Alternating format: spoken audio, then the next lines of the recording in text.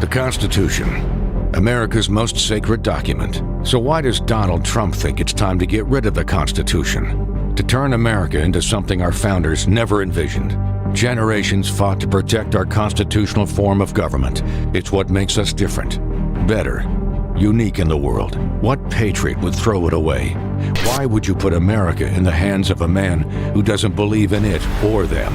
When this country was founded, it was founded on an idea that America would never be governed by kings, but only by citizens. Now Donald threatens to use soldiers against his political enemies. He has talked about turning the American military on the American people. To imprison and even execute his critics. If necessary by National Guard, or if really necessary by the military. It's not conservative. It's not Republican. It's dangerous. It's radical. It's Trump. In the final days of this campaign, we have seen more and more of Donald Trump's stooges. Of course, they're holding campaign rallies with him. They are going on mainstream media in an attempt to make a closing argument for Donald Trump, even though he doesn't have real policy to close on. And of course, they are also trying to clean up whatever mess he made that day in some wild speech. But one Trump stooge who has been noticeably absent from the campaign is Nikki Haley. I don't even know if we can qualify her as a Trump stooge at this point. Certainly, she gave Donald Trump her endorsement, but there's been a reason that she's not out on the campaign trail, and that's the relationship or lack thereof between her and Donald Trump. Donald Trump still can't stand her, and Nikki Haley clearly still can't stand Donald Trump, as we saw in her interview today on Fox, in which she took a couple of shots at Donald Trump, really stabbing him in the back in the final week of this campaign in a way that is making Donald Trump furious. We are going to get into all of that, but before we do, if I could quickly ask you to leave a like on this video, and if you haven't already and you enjoy our channel, to hit that subscribe button. It goes a long way and it really means the world to me. Now, like I said, this interview with Nikki Haley took place on Fox. But before we get to it, I want to hear from the only person at Fox who we like to hear from. That's Jessica Garr. Love and her calling out Donald Trump's attacks on Michelle Obama. Someone said Donald Trump, he's happy, he has no grievances.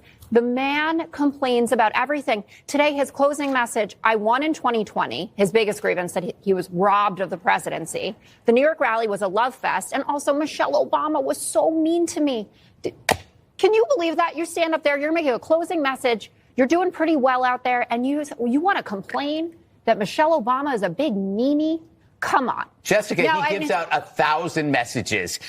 So then he has the no percentage message. of complaints is so low.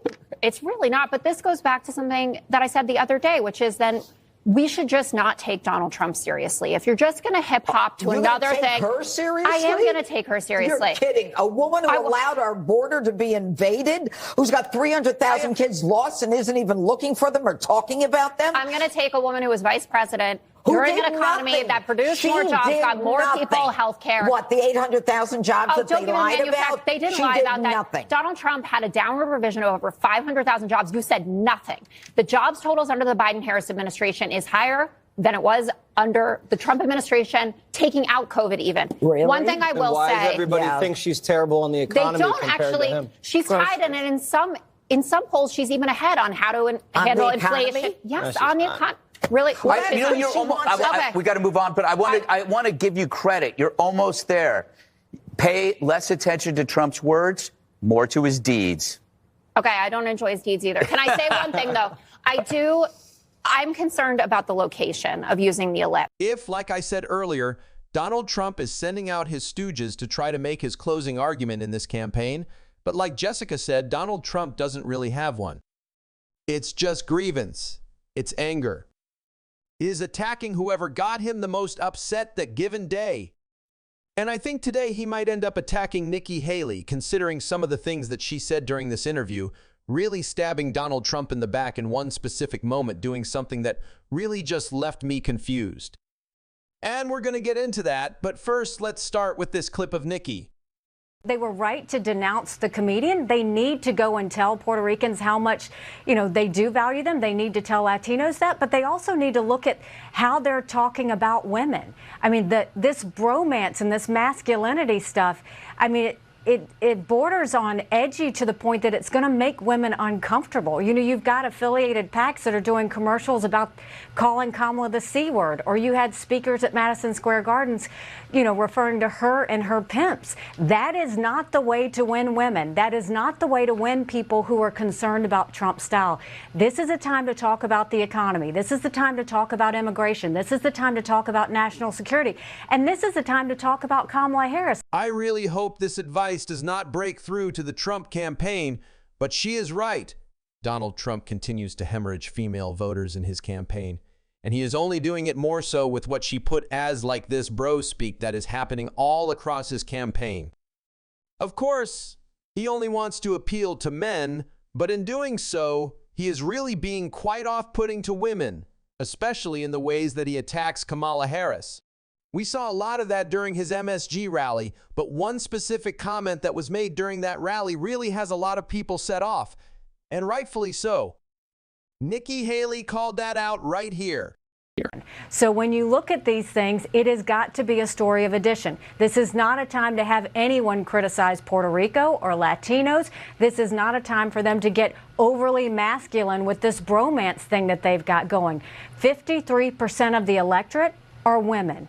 Women will vote. They care about how they're being talked to, and they care about the issues. They need to remember that. This is a time of discipline, and this is a time of addition. I am sure that Donald Trump is not enjoying Nikki Haley airing out all of her complaints on the Fox propaganda outlet for all Republicans to hear.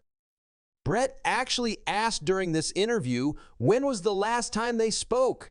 Nikki Haley said it was June, so I don't think there's a lot of constant communication in their relationship.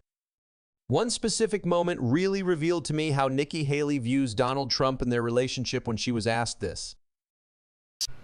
And lastly, very quickly, because tonight we're going to hear a lot about it, you have no doubts that this president is not a threat to democracy, is not dangerous, is not unhinged, that they will hear tonight. Look, you don't have to agree with his style. His style and his wording isn't always the best, but his policies. I am choosing policy over personality. So obviously, it says a lot about Donald Trump, a lot that we already know, that Nikki Haley is unable to say whether or not he is a threat to democracy, kind of just skating that question. But who it really says a lot about is Nikki Haley, that she won't answer that, and yet she is supporting this guy and continues to. Although there's a bit of bashing going on in this interview, and we'll see more of it, how do you not have the backbone to stand up and say, no, this guy is not for a peaceful transition of power. No, he does not believe in democracy, thus I can't support him. One of the most damning moments of this interview came right here. Look at an economy that's been tough for all of us. I look at my son who's worried about paying rent. I look at my husband who's a combat veteran who I worry about any world wars that are going to happen. All of these things have put us in a much more challenging position. With Donald Trump, we know what we're going to get. We lived the economy under Donald Trump. We know how strong he was on the border. We know how energy dominant we were. And then we also know what our national security looked like. And so I don't agree with Trump 100% of the time, but